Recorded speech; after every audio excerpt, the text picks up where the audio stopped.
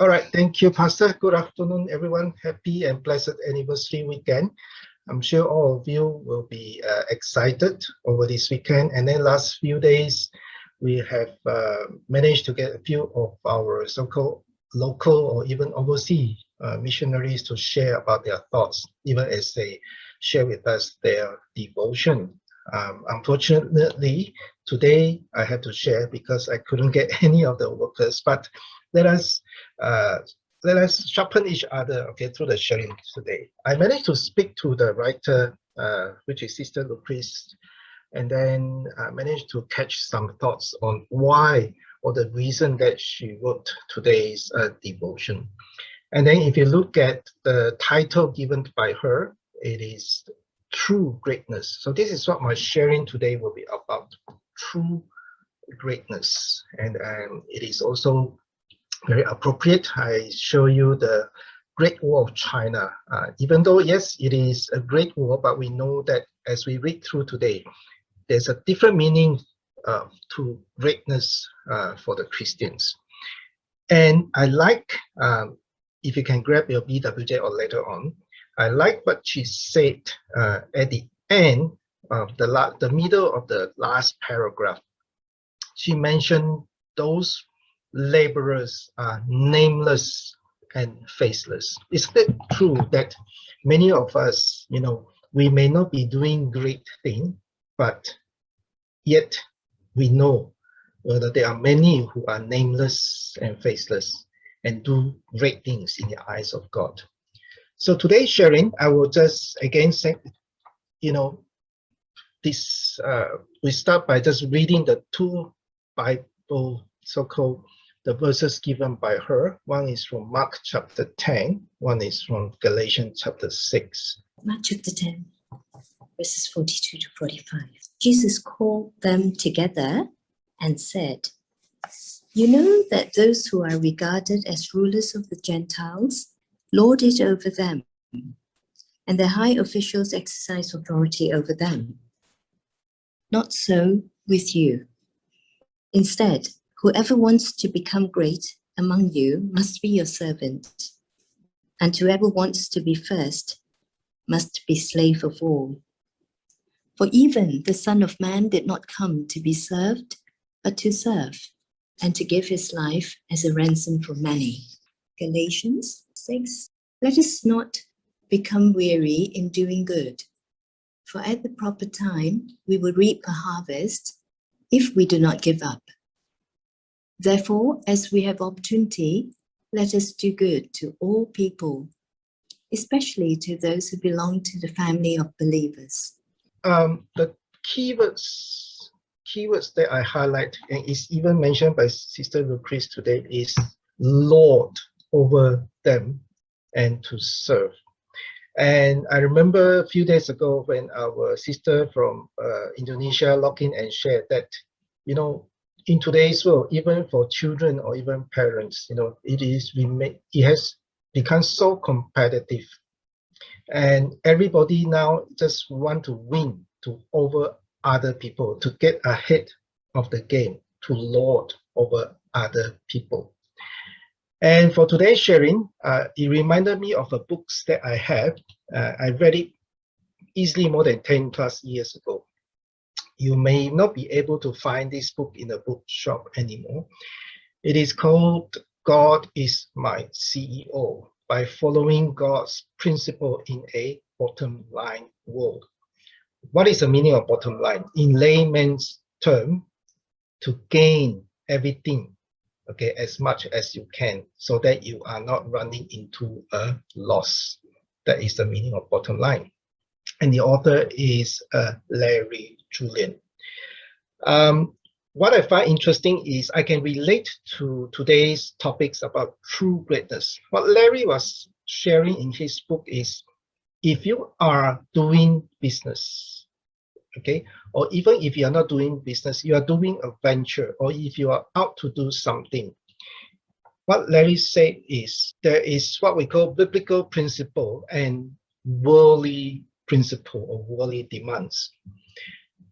And what he said very true is, at our very core, every one of us, we want meaning and purpose in our work, whether you're running a company, whether you're doing something for God, whether you are, in a ministry, and everyone is looking for appreciations and affirmations for our contributions. Okay, and we usually want to do the right thing, but even as follower of Christ, we succumb to short-term bottom line demands of our daily life. Okay, this is what he said that, and because of this, so we succumb to our short-term bottom line. And because of this, what Larry said is now as this two world, one is what we know a very deeply personal, private, and spiritual world. The other one, it is what the world, the public demanding and very competitive world. And I think we are able to relate it well, even through our sisters sharing a few days ago. Because of this, these two worlds clash in their values, the beliefs, the principles. And a lot of Christians, we are caught in the middle of these two worlds. Because on one hand, we want to be great in the world, but on the other hand, we are reminded by our identity in Christ to follow Christ, because Christ came, he said, to serve and not to be served. So these are the two spiritual worlds that Larry is saying.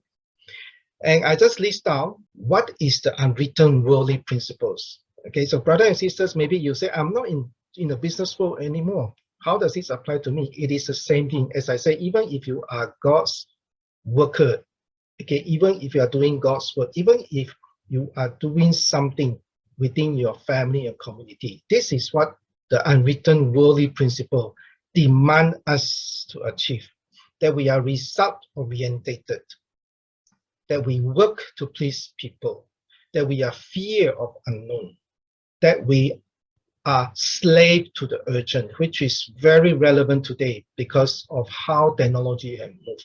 And we can never produce enough, even if, okay, one is working in a church environment.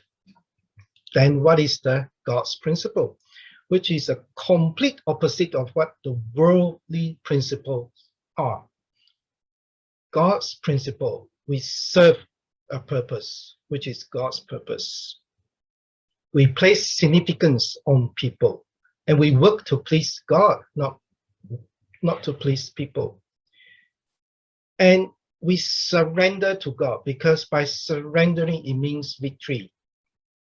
In the world, if you surrender, it means you have admitted defeat. And last but not least, we have freedom of choice, and we do our work with unconditional love. I think this is very, very appropriate when we want to re-examine ourselves. If we want to be great in the eyes of God, if we want to be great, do we want to be great in the eyes of people, the world, or we want to be great in the eyes of God? In the book, it also mentioned about worldly leaders versus godly leaders. Okay, you can take a look. Worldly leaders, pressure weakens them, but for godly leaders, pressure strengthens them. Okay, and if you look at the third row, characters weakens over time for worldly leader, but as we know in Christ, if we tap into the vine, our characters strengthens over time because we have God to depend on.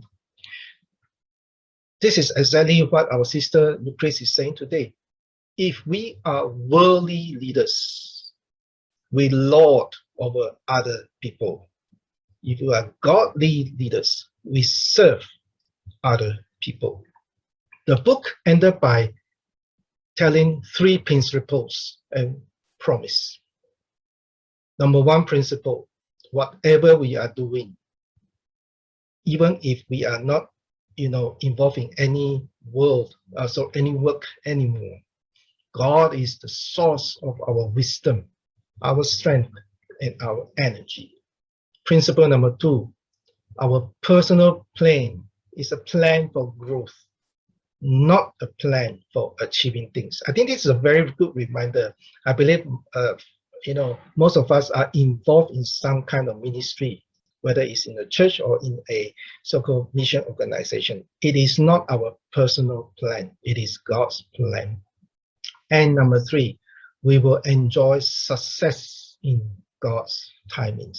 So these are the 3 key principles that Larry has shared for somebody who want to be great, okay, in whatever one is doing. And what does God promise? God does not promise success, nor does God promise to spare us from pain, suffering, or defeat. However, God promises himself, and with his presence, he provides rewards beyond our imaginations. And again, this is how encouraging for us. Many of us, sometimes we may be involved in either in a worldly work or godly work. And sometimes we are disheartened, we are discouraged. But this is what God has promised us, that through his presence, he will reward us beyond our imaginations. Now you may ask, what has it to do with today's reading? Our sister mentioned about this person, Helen Keller. You may have heard of them. I did some background search of Helen. So this is a photo of her when she's young and when she is at a matured stage. She fell ill with meningitis when she's 19 months. And because of that, she lost her sight and hearing. And she wrote in her biography, can you imagine one morning you woke up to a darkened world and a muted world? This is how she experienced when she's 19 months old. However, a partially blind teacher taught her words by spelling them out on her palm. And she learned to speak, through the help of another teacher. Subsequently, she became the first disabled person to earn an undergraduate degree from Harvard. And by the time she passed away, she has written 14 books and hundreds of speeches and essays, and an advocate for those who are disabled with hearing problems. Why do I mention Helen Keller? Because in today's Being Jesus reading, the famous quote is mentioned. I long to accomplish a great and noble task, but it is my chief duty to accomplish small tasks as if they were great and noble. How beautiful it is written and worded, because no doubt every one of us want to achieve something great. We want to accomplish a great task. But what Helen Keller, she reminded us, even if it is a small task, if we do it well, if we put in our heart, if we do it with the right heart spirit and follow God's principle, truly this will be a noble task, and we can transform family, community, and nations. I mentioned just now, she was helped by a partially blinded teacher. So her teacher was doing a noble, small tasks. So when we look at mission, even as we celebrate the mission weekend, everything that we do, we are reminded we need not be a great leaders like some of the world leaders today, but God has surrounded us with opportunity, even if it is a small task like what Helen's teacher, she's partially blind, but because of her heart of reaching out, because of the faithfulness she put in. She has transformed Helen Keller. And I like another quote said by Helen Keller. When we do the best that we can, we never know what miracle is wrought in our life or in the life of another. Isn't this what mission is about? Mission is not about going overseas. Mission is not about, to dedicate our life to go to some, places where people haven't heard of gospel. Mission is about we reach out, we do the small tasks that God may place in front of us, and it become our lifestyles. And we will see God will do miracles through our life and through the life of the person we are reaching out to. And I end by again showing Galatians 6:9 again. Just now we read that. Let us not become weary in doing good, for at the proper time we will reap a harvest if we do not give up. So brothers and sisters, do not despise the little things that you are doing. Do it wholeheartedly, because that is God's mission in our life. Because you will never know. We may not be able to reap the harvest. God will do it in his own timing, but never become weary.